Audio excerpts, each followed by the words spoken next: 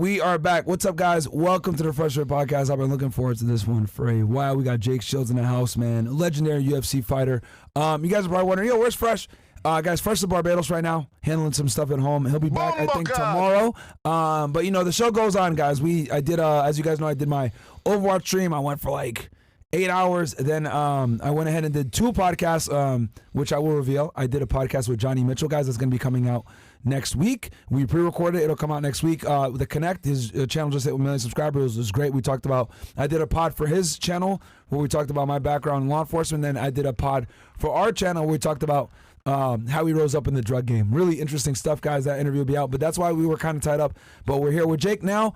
So this is like 13, 14 hours plus of filming, man. We've had a busy day, but I am happy and I'm excited for this one.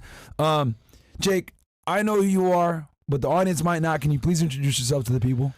Yeah, I mean, I guess there's a lot of ways I explain myself, but originally I'm the most known for fighting. You know, I fought UFC and other show promotions, fought professionally for 20 years, had an amazing career, won 5 world titles, beat 5 UFC champs, fought the people that know MMA. I fought like the who's who of MMA, just the most stacked record ever of a sport that I that deeply loved. I semi-retired, 3-4 years ago. Haven't officially retired. I might hop in and do another fight for if it's the right opponent, someone that a name that interests me and pays well. But for the most part, I'm doing a lot of business stuff.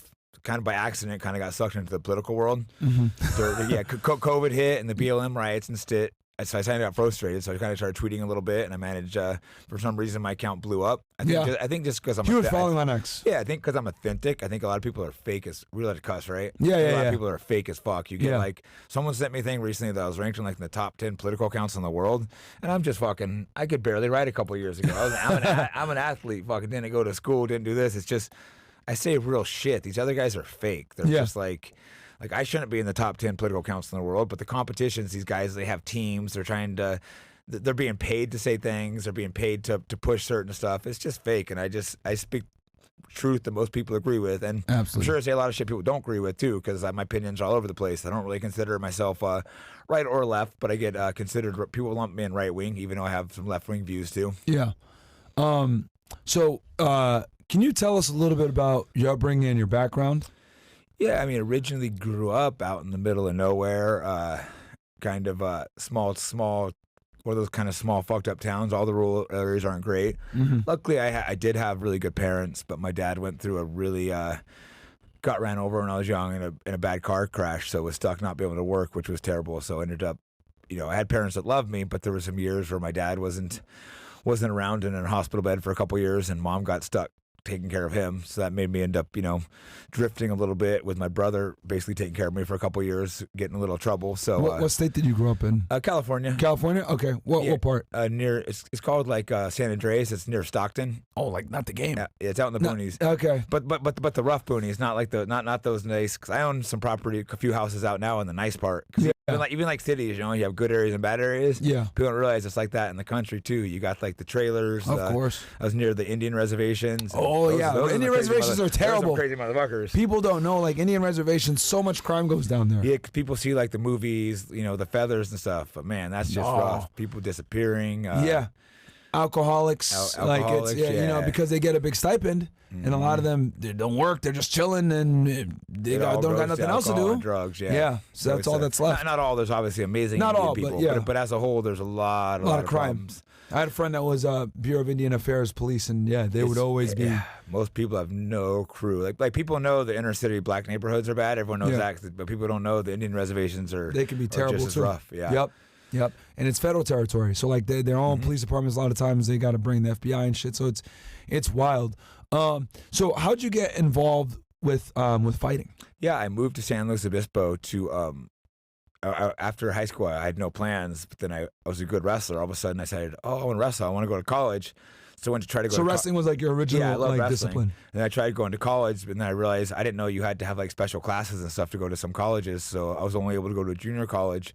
So I went down to Cuesta, and I was wrestling there, and I saw this guy walking around. He had a mohawk and this jacket that said Kimpo. He was looking all tough. He looked kind of goofy. So I walk up, start talking to him. I'm like, "Oh, you fighting stuff?" And he's like, "Yeah, I got a gym. What's your name?" Like, "Oh, Chuck Liddell." So I'm like, "Oh shit." Like, he's pretty big. So I asked if I could come spar him because I was I thought I was badass. I won all my street fights. I was pretty tough. So I went in to spar Chuck Liddell, and he gave me a whooping. I was not expecting that. Yeah. Not What year was this? 1999. Holy crap. Yeah, it knocked me out with a liver shot. It was I don't know if everyone hit the liver. It's the most painful thing ever. It's like lightning going up your fucking side. Body locks up. Yep. Yeah, and the thing is, because Chuck hit me there, so I covered it thinking he wouldn't hit me there again, and he came and hit me. He punched you or kicked you there? Punched me. Oh, wow. And then he hit me like 3 times in the liver. But then he goes, "Don't ever show you're hurt." That lesson stuck with me for the rest of my life. Never show you're hurt. Never show your weakness. So gotcha. But after that, legend as well. He was here in Miami. Yeah, legend. So after that, I'm just like, wow.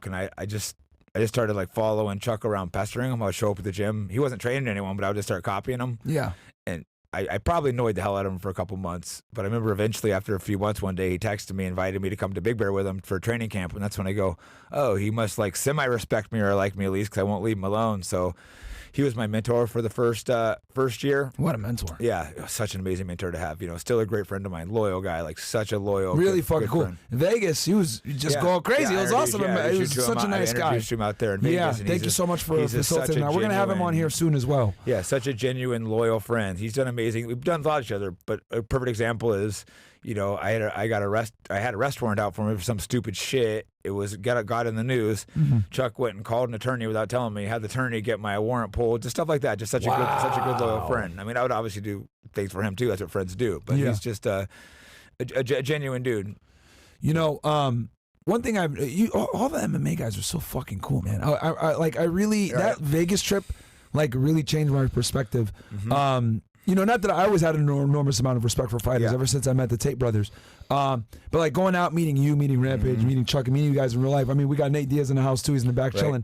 How humble and how cool you guys are. And it's like the fact that you guys can beat the shit out of people. Yeah. But you guys are still super cool and chill.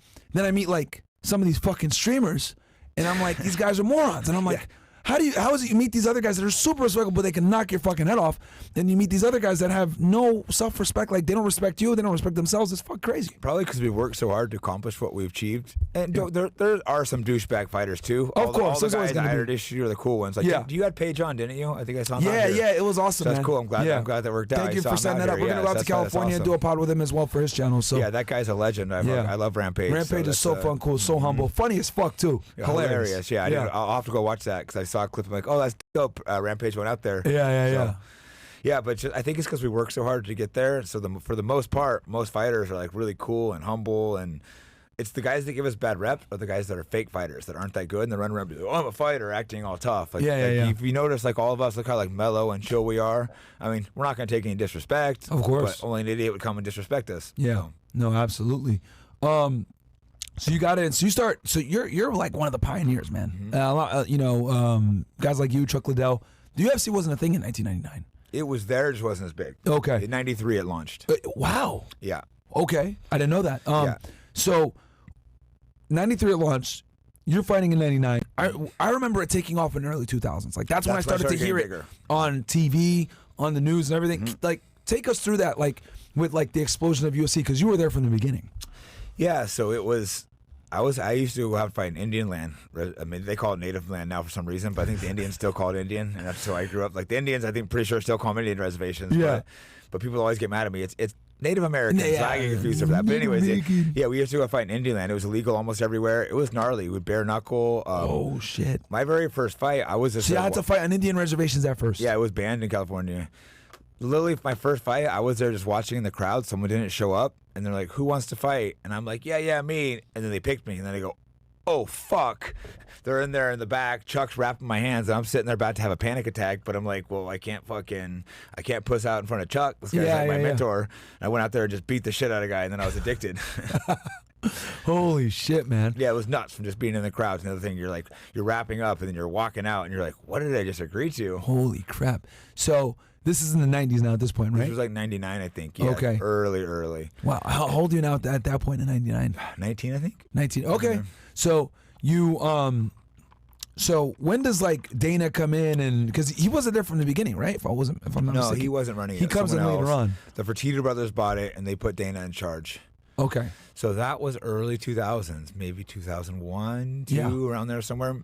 and then it just exploded from there. Yeah, man. it just really took a while still. I was always surprised because to me it was the only sport I wanted to watch. Yeah. And like, why is no one watching fighting? Why are Yeah. people watching football and baseball? Yeah, and boxing. People watching grown men play with balls instead of fight? Yeah, That's some yeah, weird yeah. ass shit. So I never understood it. And I would tell people what I did, and I thought I was a pro wrestler. It was annoying, and it was like, and there was no money in the sport. Yeah. But I was so poor. I remember Chuck Liddell got like a $50,000 payday, and I'm like, oh, you can make money fighting. Yeah. That's how broke I was. Yeah. So when did it really like? I remember it taking off when I was in high school, like 05, 06, I think 07. 05's when it really took off. Okay. The Ultimate Fighter is what really launched it. They did that reality show, Oh, and yeah. then I think it was Chuck on the first one. Chuck knocked out Randy, I believe, and that just blew it up. Yeah. And that crossed. Chuck was the first guy to become a superstar in fighting. Yes, I remember that. I remember being in high school and seeing him, the Iceman. You know what I mean? That was the first person I knew to ever get famous, and seeing how cool he stayed was like, that's how you stay. Yeah. Because I remember I hadn't seen him in a while, and I see Chuck, and I was like, and he's just like, bro, you never hit me up anymore. And I go, wait, I'm the one treating him different. He's not treating me different. Yeah, I'm yeah. treating him different because he's famous. Yeah. And like we went to go to a Hugh Hefner party, and they're like, well, Chuck can get in, but your friend can't. And Chuck's just like, go fuck yourself. And I end up getting in too, but I'm Yeah. oh, this guy's like so loyal. Yeah, He's like not yeah. just like ditching his old friends. Yep. I wasn't a fan. I was a nobody at the time, but Chuck still treated me like we were brothers. I'm like, oh, the fame didn't change him. Yeah. So seeing that goes like, that's what you're supposed to do when you get I famous. guess throwing punches with someone like really bonds you to them to a different degree, right? It keeps you real when you're in there, like your brothers. Like you Yeah. said, we're here, and Nate Diaz here, because I came up after Chuck. I switched over and started training with Cesar Gracie, and that's where I met Nick Diaz, Nate Diaz, Gil Melendez, and we have like a lot of people call it like the Scrap Pack, one of the most amazing teams of all time. Most of these gyms, everyone moved to these gyms to train there, but we're authentic. We all came up together. Yeah. We were all just a bunch of poor, tough kids in the same place, and we just pushed each other. Like, we motivated each other so much. We would come in and just, every day, we would just grind. And even though we were, like, good friends, we'd beat the shit out of each other when we're training. We beat the shit out of each other so many times. Black eyes, bloody noses, but they're like my best friends. Yeah. You have 4 other